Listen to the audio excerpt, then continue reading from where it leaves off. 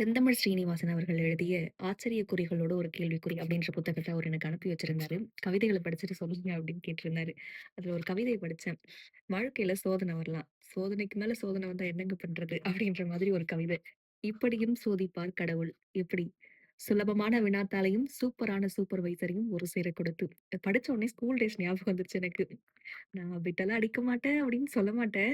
எப்போவாச்சும் ரொம்ப டஃப்பான சப்ஜெக்ட்டா இருந்துச்சுன்னா, ஏதாவது சின்ன சின்னதா விட்டு எடுத்துட்டு போலாம் அப்படின்னு சொல்லிட்டு எடுத்துட்டு போனா, அன்னைக்குன்னு பார்த்து தான் ஒண்ணு ஃபர்ஸ்ட் பெஞ்ச்ல உட்கார வச்சுருவாங்க. அப்படியே டீச்சருக்கு ஆப்போசிட்ல.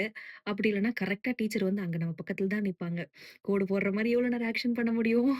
இல்ல வரையிற மாரி எவ்வளோ நேரம் ஆக்ஷன் பண்ண முடியும்? ஒண்ணுமே பண்ண முடியாது அப்படின்ற மாதிரி. அடுத்து ஒரு காதல் கவிதை. சாரி கட்டுற பெண்கள் எல்லாம் அழகா வெட்கப்பட வைக்கிற மாரி ஒரு கவிதை சொல்லியிருக்காரு. லைட்டா எனக்கு வெட்கம் வருது. பாவம் அது என்ன செய்யும் அப்படின்ற தலைப்புல, பார்க்கும்போதெல்லாம் முறைக்கிறாய் பாவி நான் அவ்வளவு கெட்டவனா? அதென்ன நான் பார்க்கும்போது மட்டும் சரி செய்கிறாய் சேலையை? அவ்வளவு தூரத்திலிருந்து பார்க்கும்போதே அடியேன் சரிந்து விடுகிறேன். பாவம் அதென்ன செய்யும்? சாரிய சொல்றாரு. பாவம் அதென்ன செய்யும்?